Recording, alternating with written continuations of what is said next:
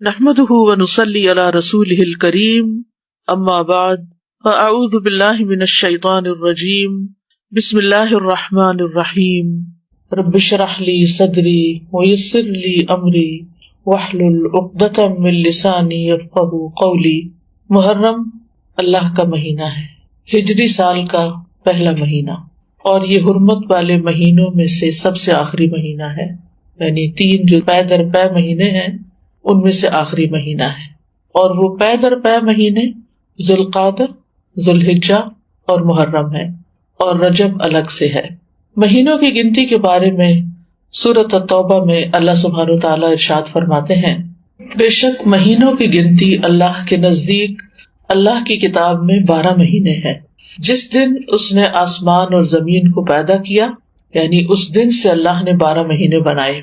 منہا اربعۃ حرم، ان میں سے 4 حرمت والے ہیں، اور ان مہینوں میں خاص طور پر اپنی جانوں پر ظلم نہ کرو، اس کا حکم دیا گیا۔ صحیح بخاری میں بھی آتا ہے، ابو بکرہ کی روایت ہے کہ نبی صلی اللہ علیہ وسلم نے فرمایا، زمانہ گھومتا ہوا اپنی اصلی حالت پر آ گیا ہے جس دن اللہ نے آسمانوں اور زمینوں کو پیدا کیا تھا، کیونکہ عربوں نے مہینوں کی گنتی میں بہت کچھ تبدیلیاں کر دی تھی، کبھی کسی سال میں مہینہ بڑھا دیا، کبھی گھٹا دیا، تو وقت اپنی اصل پہ نہیں رہا تھا۔ لیکن جس سال نبی صلی اللہ علیہ وسلم نے حج کیا، اس موقع پر یہ فرمایا کہ یہ حج اپنے اصلی صحیح وقت پر اور صحیح تاریخ کے مطابق ہوا ہے۔ فرمایا زمانہ گھومتا ہوا اپنی اصلی حالت پر آ گیا ہے جس دن اللہ نے آسمانوں اور زمینوں کو پیدا کیا تھا۔ سال 12 مہینوں کا ہے، جن میں 4 مہینے حرمت والے ہیں، 3 تو مسلسل ہیں، یعنی ذوالقعدہ، ذوالحجہ اور محرم، اور ایک رجب مضر جو جمادہ اور شعبان کے درمیان میں ہے۔ تو یہ 4 مہینے جو ہیں یہ حرمت والے ہیں، اور ان کی حرمت میں سب سے اہم چیز یہ ہے کہ انسان حرام کاموں سے بچے۔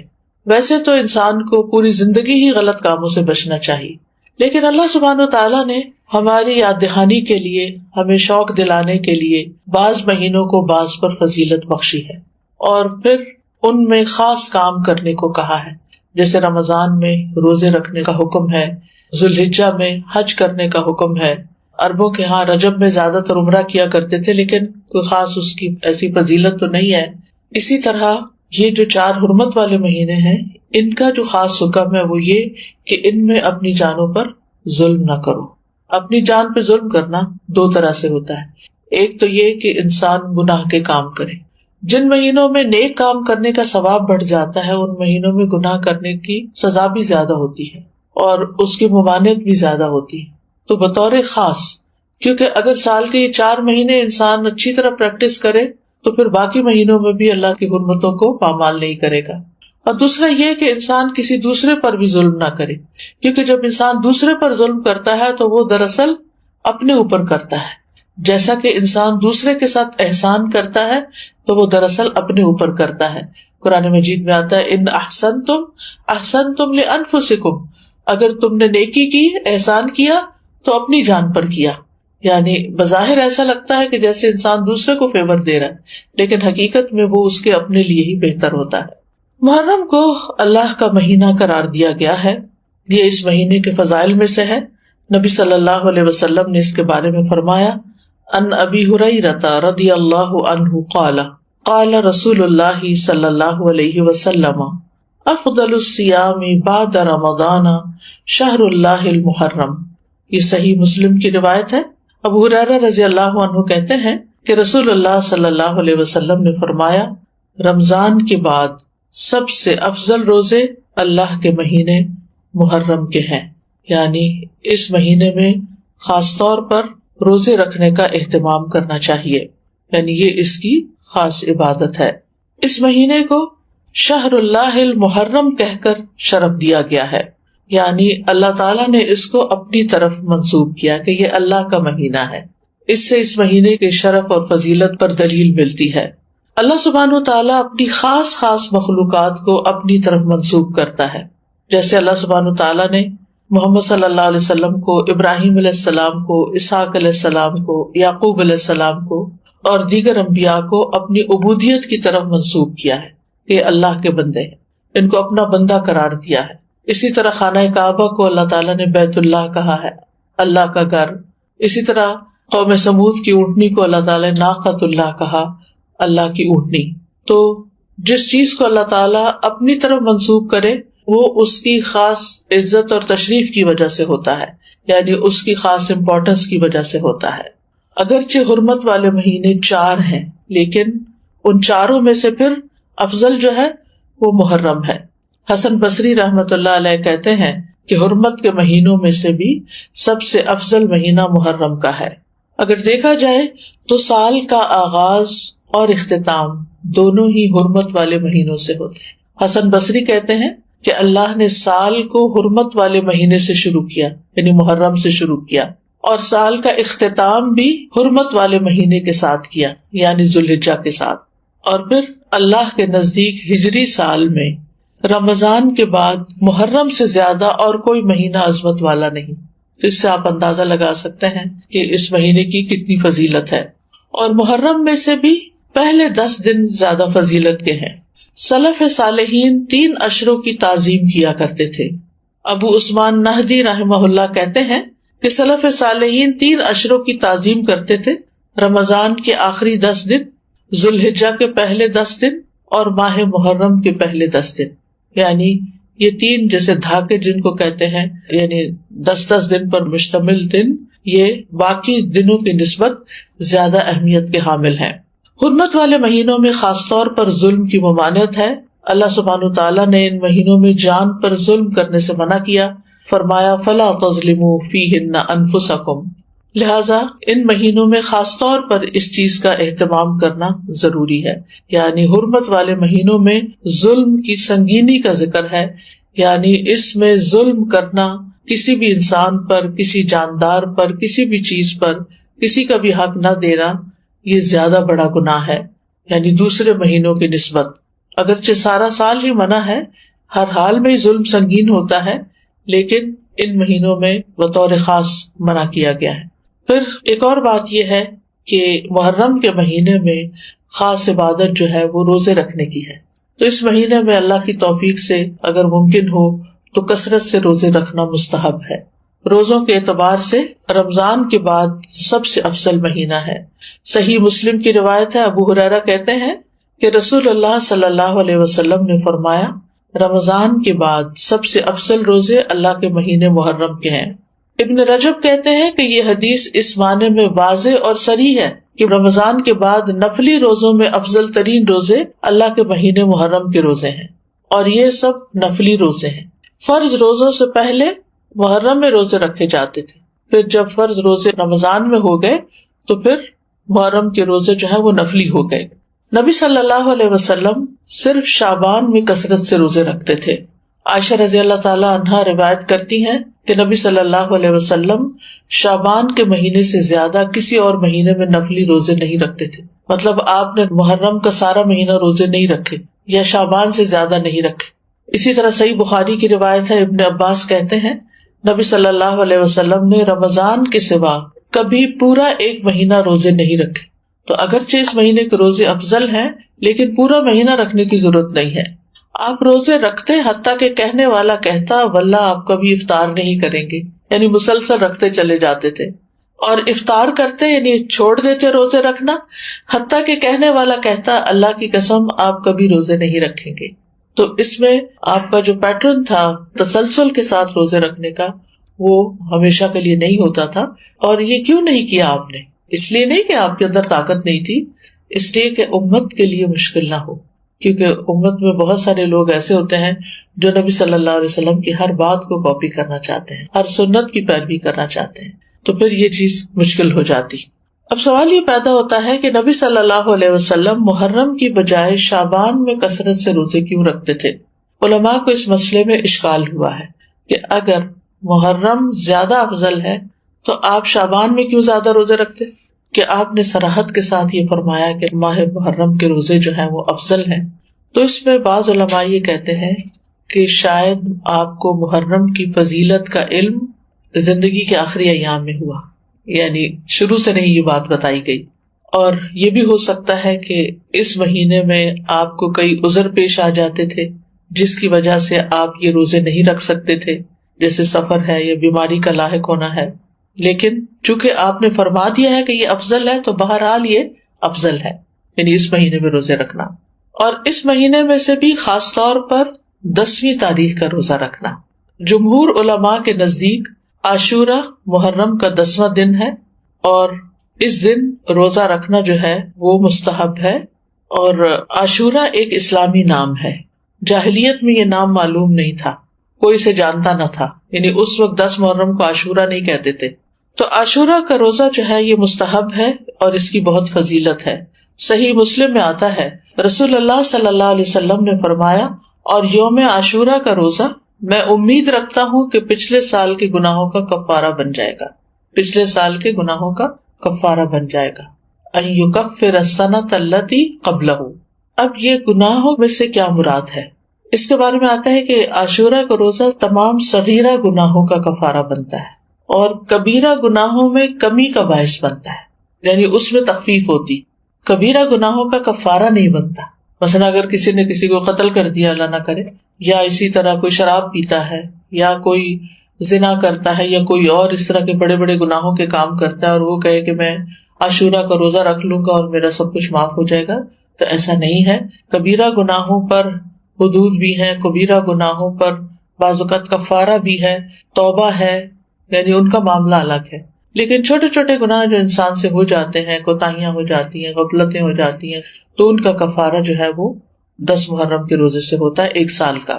اور اگر کسی کے اعمال نامے میں صغیرہ گناہ نہ ہو، خوش قسمت ہو، تو پھر اس کے اعمال نامے میں اس روزے کے بدلے نیکیاں لکھ لی جاتی ہیں اور اس کے درجات بلند کر دیے جاتے ہیں۔ اور پھر اگر کسی کا کوئی ایک آدھ کبیرہ گناہ ہو، جیسے والدین کو ستانا ہے یا کوئی اور اس طرح کے کام ہے، یا غیبت کر لی کسی نے، کسی پہ الزام لگا دیا ناسمجھی میں، کچھ ہوتے ہیں جان بوجھ کے کرنا، کچھ ہوتے ہیں کہ ایسی منہ سے بات نکل جاتی، یعنی آپ کا ارادہ نہیں تھا کہ کسی کی آپ برائی کرے، لیکن کسی نے آپ کے سامنے کسی کی شکایت کی تو آپ نے بھی کوئی ساتھ جملہ بول دیا۔ کئی دفعہ ایسے ہوتا ہے نا کہ ہاں وہ تو ہے ہی ایسا، آپ نے تائید کر دی۔ اب بہرحال آپ نے کسی کی برائی تو کری تھی، تو ہو سکتا ہے کہ کسی کے اعمال نامے میں بہت زیادہ ایسی چیزیں نہ ہوں، خال کبھی کبھار کی ہوئی ہوں، تو پھر امید کی جا سکتی ہے کہ اس کے لیے ان گناہوں سے بھی کفارے کا باعث بنے گا۔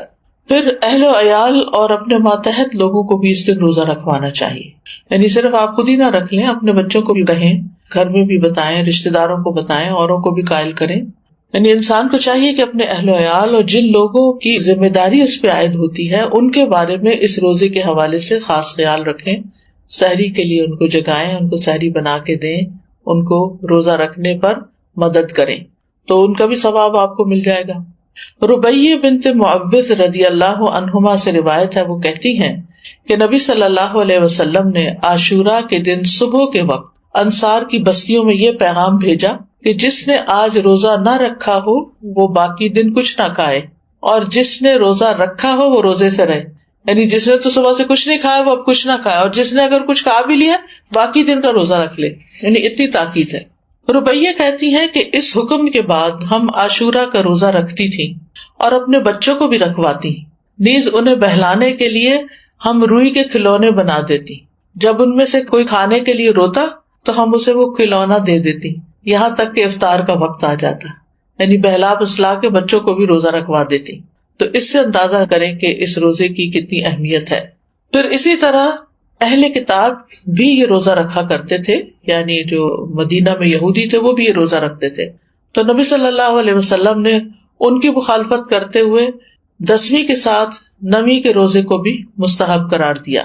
صحیح مسلم میں ہے، عبداللہ بن عباس کہتے ہیں کہ جب رسول اللہ صلی اللہ علیہ وسلم نے یوم عاشورہ کا روزہ رکھا اور اس دن روزہ رکھنے کا حکم دیا تو صحابہ نے عرض کی، اللہ کے رسول، یہی دن ہے جس کی یہود و نصارہ تعظیم کرتے ہیں، یعنی ان کے نزدیک بھی یہ دن بڑا امپورٹنٹ ہے۔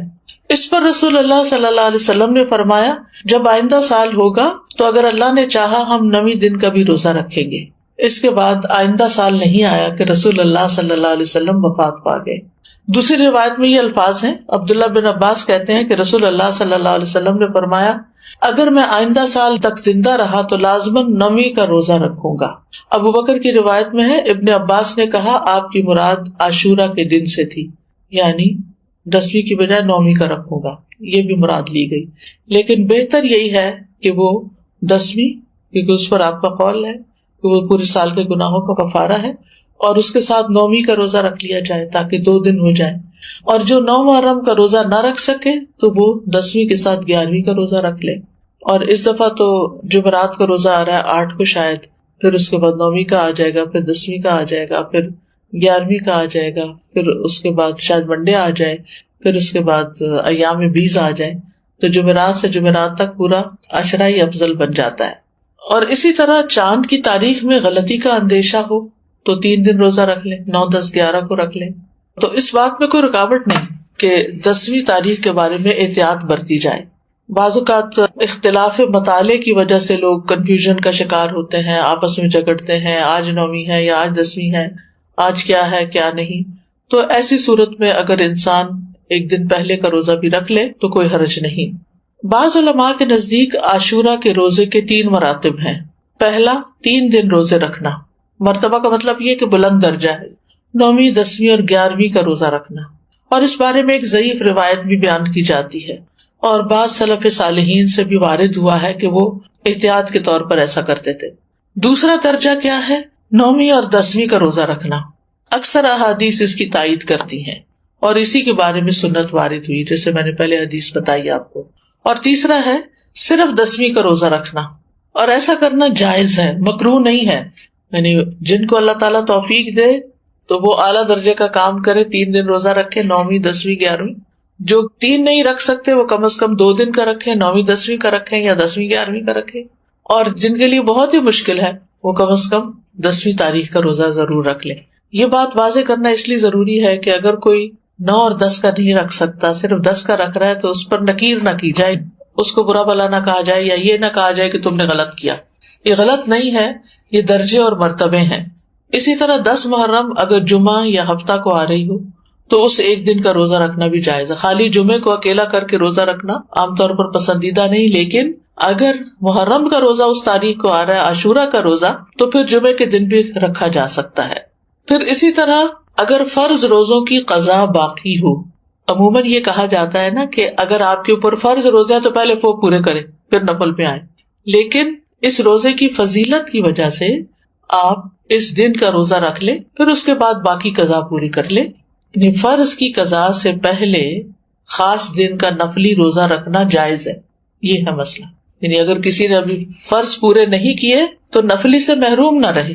یہ روزہ اس لیے رکھنا چاہیے کہ یہ خاص دن کا روزہ ہے، جبکہ رمضان کے روزوں کی قضا کی جو مدت ہے اس میں بہت وسعت ہے، اس کی بریکٹ بڑی ہے۔ بعض علماء کے نزدیک عاشورہ کے روزے کو فرض کی نیت سے رکھا جا سکتا ہے، یعنی قضا بھی رکھی جا سکتی ہے، یعنی 9ویں 10ویں کا اگر وہ قضا کے اس میں رکھ سکتا ہے، لیکن یہ بعض کی رائے ہے، وہ کہتے ہیں کہ قضا صحیح ہوگی اور ساتھ ہی 10ویں تاریخ کو روزہ رکھنے کا ثواب بھی ہو جائے گا۔ یہ شیخ ابن عثیمین کا فتویٰ ہے، ان کے خیال میں ایسا کیا جا سکتا ہے، لیکن افضل یہی ہے کہ عاشورہ کا روزہ نفل نیت سے ہی رکھا جائے، فرض کو اس میں مکس نہ کیا جائے، اور 10ویں کے علاوہ جو باقی دن ہیں ان میں اپنے قضا روزے ادا کر لے انسان۔ لیکن 9 اور 11 کا روزہ قضا کی نیت سے رکھنا جائز ہے، سمجھ گئے؟ یعنی 10ویں کا روزہ قضا کی نیت سے نہ رکھے، لیکن 9ویں اور 11ویں کا رکھ لے، کیونکہ 9ویں اور 11ویں کے روزے کی کوئی خاص فضیلت نہیں بتائی گئی۔ پھر اسی طرح حالت سفر میں اگرچہ روزہ رکھنا منع ہے، لیکن اگر مشقت نہ ہو تو عاشورہ کا روزہ سفر میں بھی رکھا جا سکتا ہے، یعنی اگر آپ ٹریول کر رہے ہیں تو بھی آپ روزہ رکھ سکتے ہیں۔ لیکن حائضہ اور نفاس والی عورت کے لیے عاشورہ کا روزہ رکھنا منع ہے، جیسے رمضان کے روزے رکھنا منع ہے۔ رمضان کے روزوں کی قضا ہے لیکن عاشورہ کے روزے کی قضا نہیں ہے، یعنی اگر کسی خاتون سے عاشورہ کا روزہ چھٹ گیا ہے شرعی عذر کی وجہ سے، پیریڈز کی وجہ سے یا نفاس کی وجہ سے، تو ایسی صورت میں اس کو محرم کے کسی اور دن عاشورہ کا روزہ رکھنے کی ضرورت نہیں ہے، محرم کے روزے ویسے ہی افضل ہیں تو وہ روزہ رکھ لے۔ ابو موسیٰ سے روایت ہے، وہ کہتے ہیں رسول اللہ صلی اللہ علیہ وسلم نے فرمایا، جب آدمی بیمار ہوتا ہے یا سفر کرتا ہے تو وہ جس قدر عبادات بحالت اقامت اور دوران صحت میں کرتا تھا اس کے لیے وہ سب لکھ دی جاتی ہیں. یعنی اگر ایک خاتون ہے ہر سال روزہ رکھتی ہیں عاشورہ کا، لیکن اس سال وہ شرعی عذر کی وجہ سے نہیں رکھ سکتی، تو بعض اوقات پریشان ہونے لگتے ہیں، وہ کمپلینٹ کرنے لگتے ہیں کیا بنے گا، کیا ہو گیا، یہ کیوں ہو گیا، وہ کیوں ہو گیا. نہیں، یہ تو اللہ کی طرف سے ہے عذر. کوئی بھی خاتون خود اپنے ایام تو نہیں شروع کر سکتی، تو ایک فطری طریقہ ہے، اور اس کو اپنے وقت پر ہی جب اللہ کا حکم ہوتا ہے شروع ہونا ہوتا ہے. تو ایسی صورت میں اس کو یہ تسلی رکھنی چاہیے کہ میں نے صحت کی حالت میں جو روزے رکھے ہیں انشاءاللہ اگر اس دفعہ میں عذر کی وجہ سے نہیں رکھ سکتی تو اللہ تعالیٰ مجھے اس کا بھی اجر دے دے گا. اس سے ایک بات یہ پتہ چلتی ہے کہ صحت کی حالت میں انسان کو جتنی نیکیاں ہو سکے کر لینی چاہیے تاکہ بیماری کے دنوں میں ان کا اجر لکھا جاتا رہے. یعنی انسان کو صحت کی حالت میں نیکیوں کا حریص ہونا چاہیے، اپنے معمولات بنانے چاہیے. یہ نہیں ہے کبھی کچھ کر لیا کبھی کچھ کر لیا، نہیں. جیسے انسان کوشش کر کے جیسے تہجد کی عادت ڈالے، صلاۃ الضحیٰ کی عادت ڈالے، دن میں اذکار کرنے کی عادت ڈالے، اپنی تلاوت کی عادت ڈالے، یعنی ہر روز ایک مخصوص حصہ جو ہے ورد یومی جس کو کہتے ہیں وہ ہر صورت اپنا ادا کرنے کی کوشش کرے، نمازوں کے بعد کی سنتوں کی پابندی کرے. تو پھر اگر وہ بیمار ہو جاتا ہے اور بیٹھ کے نماز پڑھ رہا ہے اور اشاروں سے پڑھ رہا ہے تو انشاءاللہ جو وہ اپنی صحت کے دنوں میں جیسے وہ پڑھا کرتا تھا اس کے مطابق اس کو اجر مل جائے گا. تو صحت کو بیماری سے پہلے غنیمت جانے اور اس میں اچھی عادتیں اپنائیں، دینی اعتبار سے بھی سستی نہ کریں کہ انسان اور کاموں میں لگا رہے اور نمازوں کی پرواہ نہ کرے یا عبادات سے غافل رہے تو صرف دنیا کے پیچھے بھاگتا رہے. نہیں، عام دنوں میں صحت کے دنوں میں انسان پابندی کرے تاکہ اس کا اجر محفوظ ہو جائے.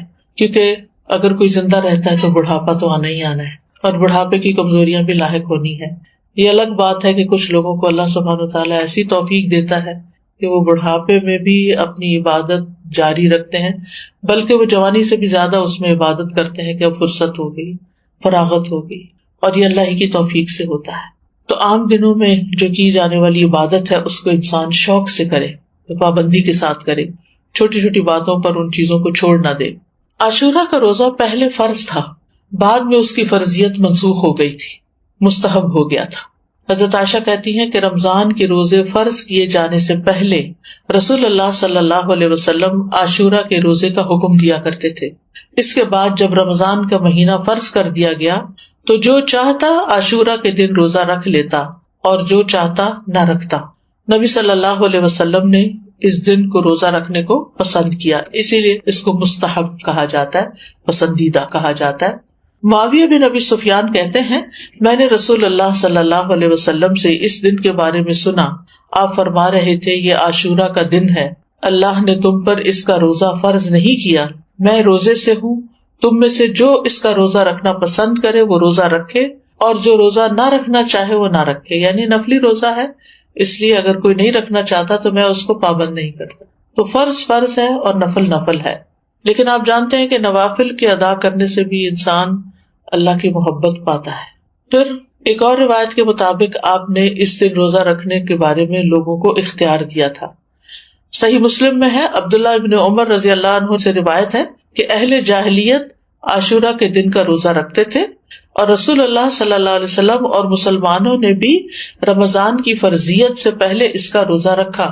اس کے بعد رمضان فرض کر دیا گیا تو رسول اللہ صلی اللہ علیہ وسلم نے فرمایا عاشورہ بھی اللہ کے دنوں میں سے ایک دن ہے، جو چاہے اس کا روزہ رکھ لے اور جو چاہے چھوڑ دے. لیکن یہ یاد رکھیے کہ عرفہ کا روزہ عاشورہ کے روزے سے افضل ہے. ابھی پچھلے مہینے جو عرفہ کا روزہ رکھا گیا تھا 9 تاریخ کا روزہ، وہ 2 سال کے گناہوں کا کفارہ ہے، جبکہ محرم کا روزہ جو ہے وہ 1 سال کے گناہوں کا کفارہ ہے. اس کی حکمت کے بارے میں کہا جاتا ہے کہ 10ویں محرم کا روزہ موسیٰ علیہ السلام کی طرف منسوب ہے اور عرفہ کا روزہ نبی صلی اللہ علیہ وسلم کی طرف منسوب ہے. جیسا کہ آپ جانتے ہیں کہ موسیٰ علیہ السلام کو اللہ تعالیٰ نے اس دن فرعون سے نجات دی تھی جب وہ سمندر پار کر آئے تھے بنی اسرائیل کے ساتھ، تو اس کے لیے شکرانے کے طور پر بنی اسرائیل اس کا روزہ رکھا کرتے تھے. اور یہ ہماری شریعت کے خصائص میں سے ہے کہ نبی صلی اللہ علیہ وسلم کی طرف جو چیز منسوب ہو آپ کی برکت کی وجہ سے اس کا اجر زیادہ کر دیا جاتا ہے. ویسے بھی اس امت کے اجر باقی امتوں کے مقابلے میں زیادہ ہے. اسی طرح کچھ اور وجوہات بھی بتائی گئی ہیں، اور یہ کہا جاتا ہے کہ عرفہ کا دن جو ہے وہ حرمت کے مہینوں میں سے درمیانی مہینے میں، اس سے پہلے بھی حرمت والا مہینہ ہے، اس کے بعد بھی. یہ ایک رائے ہے. ایک قول یہ ہے کہ 10ویں محرم کو اللہ نے موسیٰ علیہ السلام پر اپنی نعمت کو مکمل کیا، انہیں ان کے دشمن سے نجات دی. اور عرفہ کے دن اللہ نے اپنے رسول محمد صلی اللہ علیہ وسلم پر رسالت مکمل کر کے ان پہ انعام فرمایا. الیوم اکملت لکم دینکم واتممت علیکم نعمتی ورضیت لکم الاسلام دینا.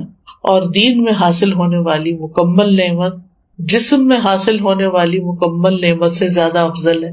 یعنی بنی اسرائیل کو نعمت ملی تھی جسمانی آزادی کی، جو فرعون نے ان کو غلام بنا رکھا تھا، اور محمد صلی اللہ علیہ وسلم کی امت کو کامل دین ملا اس دن. تو دین جو ہے وہ جسم سے افضل ہے. دینی نعمتیں، روحانی نعمتیں جسمانی نعمتوں سے افضل ہوتی ہیں، لیکن ہم عام طور پر جسمانی نعمتوں کے حصول کے لیے زیادہ کوشش بھی کرتے ہیں اور زیادہ ایکسپرٹیز حاصل کرتے ہیں. پھر اسی طرح اس مہینے کے روزے ہوں یا عرفہ کا روزہ ہو یا رمضان کا روزہ ہو، روزوں کے اپنے جسمانی اور نفسیاتی فوائد ہیں، اور بعض اوقات انسان کی عقل سے باہر ہے. کوشش ہمیں یہی کرنی چاہیے کہ کوئی مہینہ ایسا نہ گزرے کہ جس میں ہم کم از کم ایک روزہ نہ رکھیں یا 3 دن کے روزے نہ رکھیں، کیونکہ ہر مہینے میں 3 دن کے روزے جو ہیں وہ سینے کا وحر دور کرتے ہیں. عمرو بن شرحبیل سے سنن نسائی کی روایت ہے، نبی صلی اللہ علیہ وسلم سے کہا گیا کہ ایک آدمی ہمیشہ روزے رکھتا ہے. آپ نے فرمایا کاش وہ کبھی کھانا نہ کھاتا اور مر جاتا. یعنی پسند نہیں کیا نا آپ نے اس بات. لوگوں نے عرض کیا 2/3 دنوں کے روزے کیسے ہیں؟ 2/3 یعنی ایک مہینے کا 2/3. آپ نے فرمایا یہ بھی بہت زیادہ ہے. انہوں نے کہا نصف دنوں کے. آپ نے فرمایا یہ بھی زیادہ ہے. 2/3 نے 20 دن روزے، اور 1/3 ہیں 10 دن کے روزے. پھر فرمایا میں تمہیں وہ روزے نہ بتاؤں جو سینے کا کینہ دل کے مفاسد دور کرنے کے لیے کافی ہیں. ہر ماہ میں 3 دن کے روزے. تو ہر ماہ میں 3 دن کے روزے ایام 20 کے روزے ہو سکتے ہیں، یا آپ سوموار جمعرات میں سے کوئی ہر ہفتے ایک کر کے، ویسے تو 4 ہفتے بنتے ہیں لیکن 3 ہفتے لے لیجئے اور ایک روزہ ان دنوں میں سے کسی دن رکھ لیجئے. ہر مہینے کے 3 روزوں کا جو اجر ہے وہ بہت زیادہ ہے. زمانے بھر کے روزوں کا اجر لکھا جاتا ہے. یعنی ایک روزہ 10 کے برابر ہے. 10 دن یعنی مہینے میں 3 عشرے ہوتے ہیں نا، تو آپ نے 3 روزے رکھے تو وہ 3 عشروں کے برابر ہو گئے. تو سارا سال آپ ایسا کر رہے ہیں تو گویا آپ پوری زندگی روزے سے ہی ہیں. پھر یہ کہ نفس سے شیطان کے وسوسے کو ختم کرتا ہے. سبحان اللہ. روزہ جو ہے یہ باہر دور کرتا ہے. یہ جو وسوسے ہمیں ستاتے ہیں نا، بعض اوقات نعوذ باللہ اللہ تعالیٰ کے بارے میں کوئی ایسی بات ذہن میں ڈال دیتا ہے، کوئی رسول اللہ صلی اللہ علیہ وسلم کے بارے میں، دین کے بارے میں، قرآن کے بارے میں، انسانوں کے بارے میں. شیطان کا تو کام ہی وسوسے ڈالنا ہے. من شر الوسواس الخناس الذی یوسوس فی صدور الناس من الجنۃ والناس. تو روزہ رکھنے سے شیطان کے وسوسوں سے نجات ملتی ہے. شیطان جسم میں خون کی طرح دوڑتا ہے، تو جب ہم زیادہ کھاتے پیتے ہیں، ہماری سرکولیشن زیادہ ہوتی ہے تو اس کی بھی ایکٹیویٹی زیادہ ہوتی ہے. اور جب ہم روزہ رکھتے ہیں تو وہ رگیں تنگ ہوتی ہیں اور شیطان کو تنگی ہوتی ہے، تو وہ اپنا کام بہتر طور پہ نہیں کر سکتا. پھر اسی طرح یہ بھی آتا ہے کہ یہ روزے دار کے دل کو کینے اور بغض سے اور عداوت سے پاک کر دیتے ہیں. بعض اوقات انسان اپنے آپ سے ہی پریشان اور تنگ ہوتا ہے کہ کچھ لوگوں کے بارے میں اس کے دل میں جو غصہ یا غضب ہوتا ہے وہ نکلتا نہیں.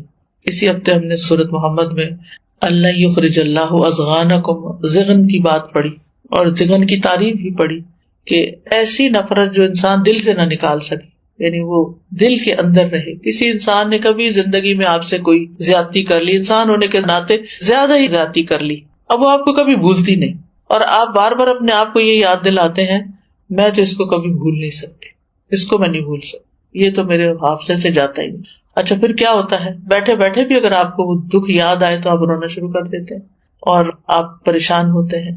تو ایسے سارے بوجھ اتار دینے چاہیے دل سے، یعنی بجائے اس کے کہ انسان ان کو پالے اور غمگین رہے اور پریشان رہے، ہلکا پھلکا رہے. لیکن یہ اتنا آسان نہیں ہے. اس میں ایک تو یہ ہے کہ انسان اپنے آپ کو پازیٹیو اسٹروکس دے کہ میں نے معاف کر دیا، میں معاف کر دوں گی، میں اپنے دل سے نکال دوں گی، مجھے اس سے کچھ لینا دینا نہیں، مجھے اس کا بدلہ نہیں لینا، میں اس کو معاف کر رہی ہوں، اللہ مجھے معاف کر دے، میں اپنے دل سے نکال رہی ہوں. یعنی باقاعدہ پھر وہ امیج بنتے ہیں کہ نکال دیا نکال دیا نکال دیا. اور اس میں روزے آپ کو مدد دیں گے کہ آپ ان مصیبتوں سے باہر نکلیں. پھر یہ روزے دل کو نرم کرتے ہیں، سختی ختم کرتے ہیں، پریشانی اور کدورت کو دور کرتے ہیں، سینے کو خوشی سے بھر دیتے ہیں. انسان کے جسم کے اندر کچھ ہارمونز ایسے پروڈیوس ہوتے ہیں کہ جو اس کی تکلیف کو دور کرتے ہیں، نہ صرف جسمانی بلکہ اس کے ساتھ ساتھ پریشانی بھی دور ہوتی ہے. دل کے غم اور رنجیدہ ہونے کا مؤثر علاج ہے. یعنی جس کا دل اکثر غمگین رہتا ہو، اٹھتے بیٹھتے کبھی کسی کی یاد ستائے، کبھی کسی کا رویہ ستائے، تو اس کو یہ پریکٹس شروع کرنی چاہیے، یعنی روزے رکھنے چاہیے. اب تو بہت سی اس پہ تحقیقات بھی ہو چکی ہیں کہ بہت سے جسمانی امراض کے لیے، فزیکل ایلمنٹس کے علاج کے لیے روزے جو ہیں یہ بہت فائدہ دیتے ہیں. خاص طور پر 3 روزے مہینے کے جو ہیں سینے کا وحر دور کرتے ہیں. وسوسہ، کینہ، عداوت، غصہ، کڑنا، جلنا، دل کی سختی، کدورت، یہ ساری چیزیں رفع دفع ہو جاتی ہیں ان روزوں کی برکت سے. امام سیوطی جو ہیں وہ نسائی کی شرح میں وحر الصدر جو ہے اس کے بارے میں کہتے ہیں کہ النہایہ ایک لغت کی کتاب ہے، اس کے مصنف کہتے ہیں یعنی یہ کینے اور وسوسے سے باہر ہوتا ہے. ایک قول ہے یہ کینہ اور غصہ ہوتا ہے، ایک قول ہے کہ اس سے مراد عداوت ہے، ایک قول ہے اس سے مراد شدید ترین غصہ ہے. سندھی کہتے ہیں یہ روزے ان کیفیات کو ختم کر دیتے ہیں، یعنی وسوسوں وغیرہ کو ختم کر دیتے ہیں، کدورتوں اور سختیوں کو ختم کر دیتے ہیں. لیکن روزہ اللہ کی خوشنودی کے لیے رکھنا چاہیے، اس نیت سے نہیں رکھنا چاہیے کہ میرے سینے کا کینہ دور ہو جائے. یہ یاد رکھیے، عبادت ساری کی ساری اللہ کی رضا کے لیے ہونی چاہیے، ثواب حاصل کرنے کی نیت سے ہونی چاہیے.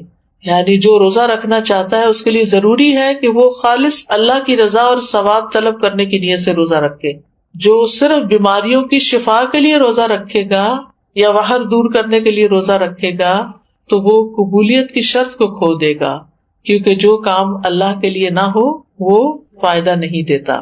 تو بہرحال 10ویں محرم کے دن کی ہم بات کر رہے تھے اور روزے کی بات کر رہے تھے. تو 10ویں محرم کا دن جو ہے ہر دور کے مسلمانوں کے درمیان ایک تعلق بھی قائم کرتا ہے. صحابہ نے رکھا، پھر تابعین نے، پھر تبع تابعین نے، پھر امت کے باقی نیک لوگوں نے، پھر آج ہم بھی رکھ رہے ہیں. تو ہم سب کا ایک کنیکشن ہو جاتا ہے، نیکی کے کام میں ایک تعلق ہو جاتا ہے، اور ہمارا جو ایک ایمانی بھائی چارہ ہے اس کو وہ عملاً ثابت کرتا ہے. والمؤمنون والمؤمنات بعضهم اولیاء بعض، مومن مرد اور عورتیں ان کے بعض کے دوست ہیں. اور یہ دوستی صرف اپنے زمانے کے لوگوں کے لیے نہیں بلکہ پیچھے سے چلی آ رہی. اور 10ویں محرم کا دن شکر ادا کرنے اور مصیبتوں میں اللہ سے مدد طلب کرنے کا دن ہے. اس دن موسیٰ علیہ السلام سے ان کی قوم نے کہا انا لمدرکون، سورۃ الشعراء کی آیت نمبر 61 ہے. تو موسیٰ علیہ السلام نے جواب دیا کلا ان معی ربی سیہدین، ہرگز نہیں، بے شک میرے ساتھ میرا رب ہے، وہ مجھے ضرور راستہ بتائے گا، وہ میری مدد کرے گا. تو بہرحال جب قوم پار ہو گئی تو پھر موسیٰ علیہ السلام نے شکرانے کے روزے کے لیے کہا. جاہلیت میں لوگ اس دن کی تعظیم کرتے تھے اور اس دن کعبے کا غلاف پہناتے تھے، یعنی یہ دن انہوں نے کعبے پر غلاف پہنانے کے لیے خاص کیا ہوا تھا. حضرت عائشہ کہتی ہیں کہ لوگ رمضان کے روزے فرض ہونے سے پہلے عاشورہ کا روزہ رکھتے اور اس روز کعبہ کو غلاف پہنایا جاتا تھا. تو بہرحال 10ویں محرم کا روزہ تعظیمی اور شکرانے کا روزہ ہے، اور یہ ایک یاد دہانی ہے کہ کس طرح اللہ تعالیٰ نے موسیٰ علیہ السلام کو نجات دی اور ان کے دشمنوں کو ہلاک کیا. اور یہ اس بات کی بھی یاد دہانی ہے کہ اللہ تعالیٰ کس طرح مومنوں کی مدد کرتا ہے اور مومنوں کے دشمنوں کو غارت کر دیتا ہے. اس مہینے میں کچھ بدعات وغیرہ بھی رائج ہیں، اور کچھ لوگوں نے اس مہینے کو حضرت حسین رضی اللہ تعالیٰ عنہ کے ساتھ خاص کر دیا ان کی شہادت کے واقعے سے. ان کی شہادت تو بعد میں ہوئی، اور یہ جتنی باتیں میں نے آپ کو بتائی ہیں یہ ان سے پہلے کی ہی ہمارے دین میں موجود ہیں. تو ہمیں یہ دیکھنا چاہیے کہ شہادت جو ہے وہ حضرت عمر کی بھی ہوئی ہے، حضرت عثمان کی بھی ہوئی ہے، حضرت علی کی بھی ہوئی ہے، حضرت حسین رضی اللہ عنہ کی بھی ہوئی ہے، ان کے گھر والوں کی بھی ہوئی ہے، اور بھی امت میں بہت سے لوگوں کی ہوئی. جنگ بدر میں کچھ لوگ شہید ہوئے، جنگ احد میں بہت سے لوگ شہید ہوئے. تو شہادت تو ایک بہت اعلیٰ درجے کا مقام ہے، اور جو اللہ تعالیٰ کے پاس شہید ہو کر پہنچتے ہیں یستبشرون بنعمت من اللہ، وہ اللہ کی نعمتیں جو ان کو وہاں ملتی ہیں ان پر خوش ہوتے ہیں. تو اس لیے ہمیں ان کے لیے دعا کرنی چاہیے لیکن دین میں ایسے کام نہیں کرنے چاہیے جو نبی صلی اللہ علیہ وسلم نے نہیں کیے، بلکہ ان سے منع بھی کیا۔ آپ صلی اللہ علیہ وسلم نے فرمایا، وہ شخص ہم میں سے نہیں جو اپنے رخسار پیٹے، کپڑے پھاڑے اور جاہلیت کی باتوں کی طرح باتیں کرے۔ مومن مصیبت کے وقت صبر کرتا ہے، اجر کی نیت رکھتا ہے، تقدیر پہ راضی رہتا ہے۔ تو اس دن کو نہ ہی جشن کا دن بنانا چاہیے اور نہ ہی غم کا دن بنا لینا چاہیے، بلکہ وہ کرنا چاہیے جس کی ہمیں قرآن و سنت سے تعلیم ملتی ہے۔ بس دعا ہے کہ اللہ تعالی ہمیں روزے رکھنے کی توفیق عطا فرما دے، کیونکہ واقعی یہ ایک بڑا جہاد ہے نفس سے، اور خاص طور پر جب انسان بیمار ہو جاتا ہے تو اس صورت میں اور بھی مشکل ہو جاتا ہے، اور جو عمر بڑھتی جاتی ہے، لیکن اگر عادت پڑ جائے تو پھر انسان کے لیے آسان ہو جاتا ہے۔ وآخر دعوانا ان الحمد للہ رب العالمین، سبحانک اللہم وبحمدک، اشہد ان لا الہ الا انت، استغفرک واتوب الیک۔ السلام علیکم ورحمۃ اللہ وبرکاتہ۔